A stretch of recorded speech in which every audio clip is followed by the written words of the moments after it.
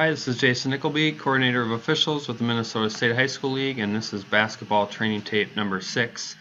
Little longer tape this time, even than the last few.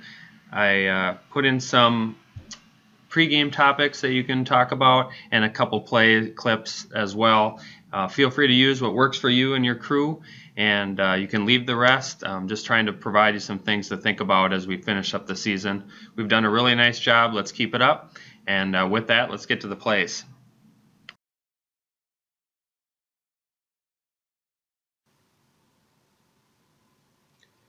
On this first play, we're going to be coming off of the charge that we just had, and we're going to have some backcourt pressure. I like how the C stays back and helps, and then he moves up slowly and gets into position to officiate. And then we have a turnover. We're going to come in transition.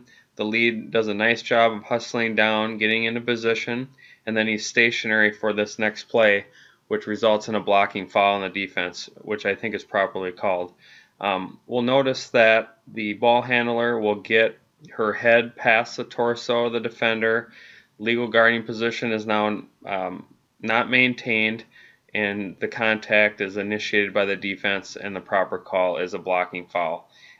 If the defender can get in front of that offensive player and beat her to that defensive spot, then that's her spot to maintain, which means any contact that's initiated that's significant enough for a foul would be an offensive foul. However, in this case, she gets past her torso with her head. She's not in legal guarding position anymore. She hasn't maintained it, which means contact that's initiated is going to be charged to her, and in this case, properly ruled a blocking foul by the lead. Nicely done.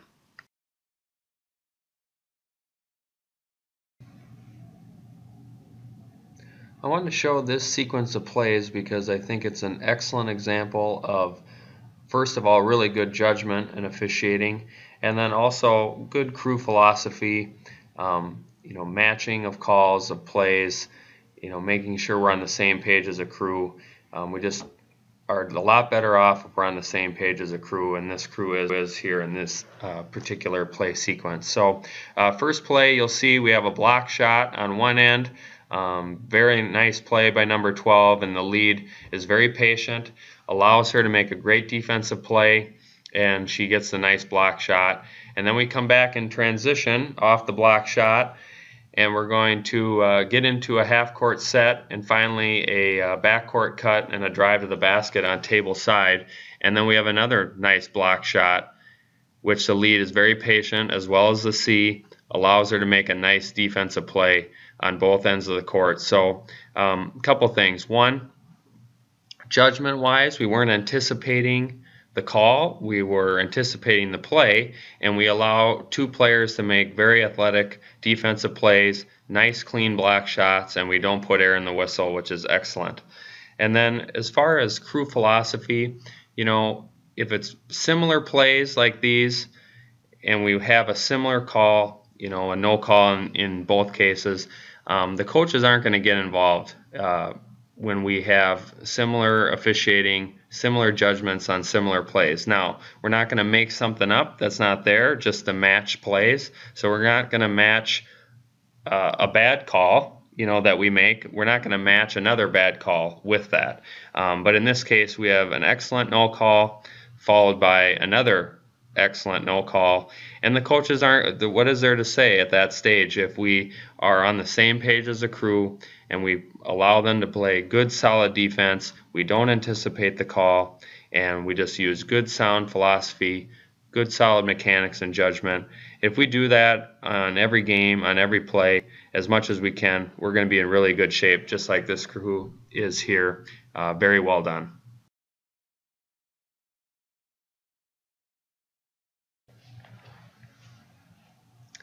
On this play, we're going to have a entry pass into the right side of the lane.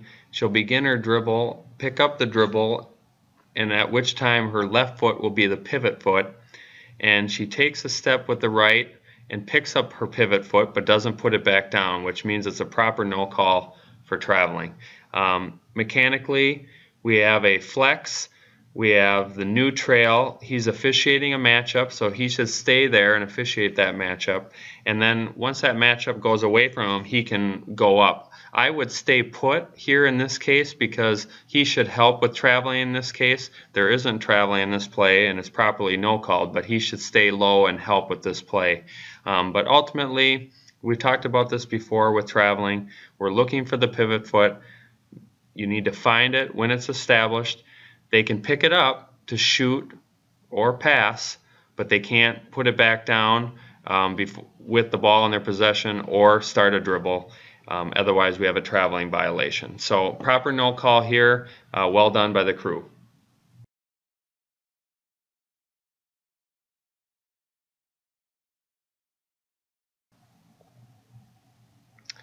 This play happens on occasion during a game, and we usually get a lot of shouts from the crowd and occasionally from the teams about this, although we've gotten less feedback from coaches about this type of play being traveling.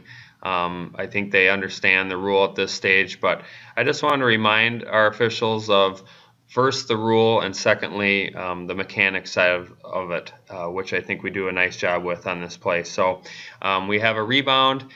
She loses her feet, dives to the ground to gain possession of the ball, which she can do. She could slide the length of the court if she wants with the basketball, and it would not be traveling. Now, once she comes to a stop and she has possession, she cannot get up or stand, at which case this would be a traveling violation. But in this case, she rolls to a stop, or slides to a stop rather, and she looks to pass. She could also begin a dribble. She could ask for a timeout, which ultimately the coach of her team asked for a timeout and is granted. What I like about this is, one, we don't call traveling, rightfully so. And the second piece is we continue with the backcourt count.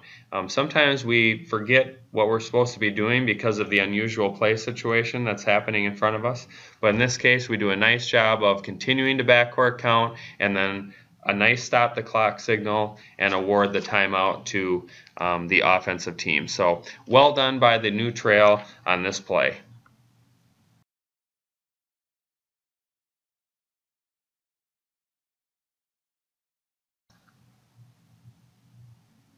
We've had several examples of this, including a play earlier in this tape about anticipating the play but not the call. We allow this defensive player to make an excellent block. He maintains his verticality, doesn't play through the arms, just has a nice defensive play, very athletic play, and we're in good position to see it, and we allow it to play out. So, the bottom line is we want to anticipate what might happen, but don't anticipate what you're going to call. Let it play out, process what you see, and then make the call. There's no hurry. A foul now is a foul in a second or 2 seconds from now. We hear that a lot. Well, why the late whistle? Well, a foul is still a foul. So we need to process what we see, decide if there's an advantage gained by the rules that they're not supposed to get, and then we can rule accordingly. But I just really like how we didn't anticipate that. We allowed them to make a nice defensive play, and we don't get involved where we don't need to. Well done.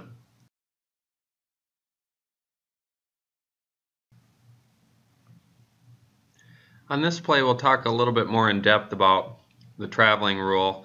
Mechanically, we're in good shape. We hustle down, get in good position as the C to see this play, and then good communication after the traveling violation is called, indicating where the throw-in is going to take place. So well done mechanically.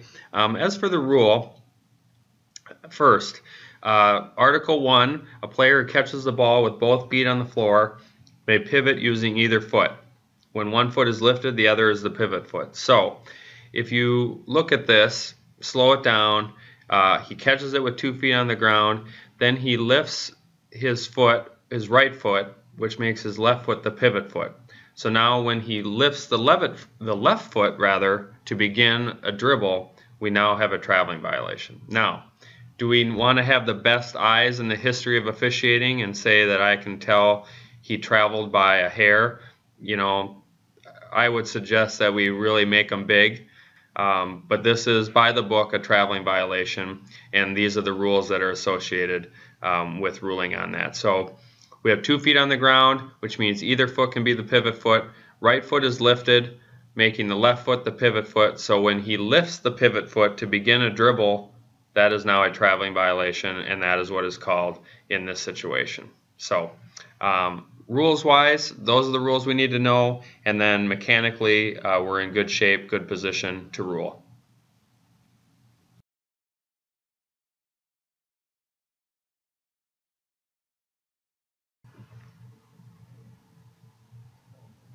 Just some extra things to talk about, not necessarily plays, but just talking about pregame and situational handling and how we're going to deal with things as they come up during the game. We should continue to pregame. I know it's February 21st and we're getting tired of pregaming. We're getting tired of the same people we're working with, and we're just looking for that fresh start of the postseason or a vacation and those kinds of things. I get that. I'm living that. I get that. But we just need to continue to talk about things so that we're on the same page, night in, night out, even if we're working with the same people. So a couple things. Just make sure referees, make sure we have a good discussion with the table personnel. They're going to help you with things you need. If we don't involve them in a discussion about help us with the clock, help us with table issues, hit the horn. If you need anything, we'll come over, we'll take a look at it, we'll get it figured out, those kinds of things. Make sure you have a good conversation with them. They're part of your crew, and we need them on board. That pregame conference with the coaches and the players, I know it's not your favorite thing, but we have to get them together, ask the coach, are you legally and properly equipped? Please do anything you can do to help us out with sportsmanship. Greatly appreciate any help you can provide. I think that's a good time to do that when no one's mad, everyone's still happy, the game hasn't started, rather than trying to address it when someone is upset. So talk about how we're going to handle dead ball situations. We don't want to screw up dead balls. Anything in a dead ball situation is under our control. If we allow it to get away from us, then that's our fault. Things that happen during the game while the ball is live, we can't control those kinds of things, but we can control what happens when the ball is dead, because the ball's not going to go back and play unless we let it. So if we allow things to go on in a dead ball that are not good, that's on us, and that's only going to make our game worse. So we'll want to make sure that we address the dead ball situations. And we've talked about how to cover plays. Just make sure on the same page how we're going to cover it mechanically, whether it's coverage in the paint, primary coverage areas, dribble drives from the C, plays that go away from the trail. What happens if the trail has a one-on-one matchup on their side and we have a flex to the other side? All those kinds of things that can come up. Make sure we talk about that. Clock management, clock awareness, that's totally under our control. And we always have to be under the assumption that the clock people are not as good at it as they should be. And if they are, great. But if not, we're ready for it. So we just have to be aware of clocks at all times, because if we're not, that can really be a game killer. So just be aware of the clock. Try not to rotate or flex as much, until you've really figured out what the offense is trying to do. If they're not trying to feed it in the post, if they're skipping the ball back and forth 100 times in a possession, there's really no reason to flex a whole bunch of times. Now, we should flex if there's a competitive matchup at the block or the ball comes below free throw line extended, then we should flex. But otherwise, we should just stay put and close down maybe to the lane line, but we really shouldn't flex a whole bunch if we have a bunch of skip passes. So we really need a good center. Work a little bit lower, maybe tilt and look back down towards the paint. But we really need help from the center, off-ball coverage, make sure that they get their side of things. Double whistles, we should really limit them, because if we're officiating our primary hard, we're not going to run into the issues that we have when we start officiating in other people's areas. So make sure that we really concentrate on our primary area and let our partners get their part of the court. Now, we can help. That doesn't mean we just totally ignore what's going on, but for the most part, we should really officiate our area as hard as we can. and then help out as necessary. Trust your partner is the main theme. If we have a timeout or a dead ball situation, let's get together and talk about how we're going to cover the last minute or last 2 minutes. You know, this team's in the bonus. This team has this many timeouts. Make sure we stay back and help on the press. You know, we're going to do this or do that, handle last second shot, those sorts of things. Just make sure you talk about that so you know what's going on. Trails, make sure you work as low as you can make it work. We're not helping out the team by officiating way out by half court, because now you're way too far away to be of any use, and you're only there because you think you have to beat back the players on a steal or something like that. And I got news, you're not going to beat them back anyway, so you might as well just come up and work at a lower trail and help out officiating the players that are in front of you. And if you get beat back, so be it. You know, talk to players, talk to them. Hey, hands off, straight up, let them go. If you can get yourself out of some things. You know, obvious fouls need to be called. You can't talk them out of those. But if it's right on the borderline, then just tell them, hey, hands off, straight up, let them go. Get out of the lane. You know, any kind of preventative officiating you can do, I think, is going to be helpful. You know, the main thing is just work together as a crew. Talk about how you're going to cover coverage areas. You don't have to listen to me. I'm just giving you some thoughts that I have on how to handle these types of plays and situations. But ultimately, in that particular game, we just need to be on the same page as a crew. I think we've done a pretty good job of that this year. You know, we haven't had a ton of complaints about that, but let's finish strong. We have a couple weeks to go. We can do it, and then we're into the postseason. So we'll have one more tape, I believe, next week, and then that will be it. We'll be into the section and state tournaments, and we'll be into another off season. So thanks again for watching, and we'll talk to you in a week.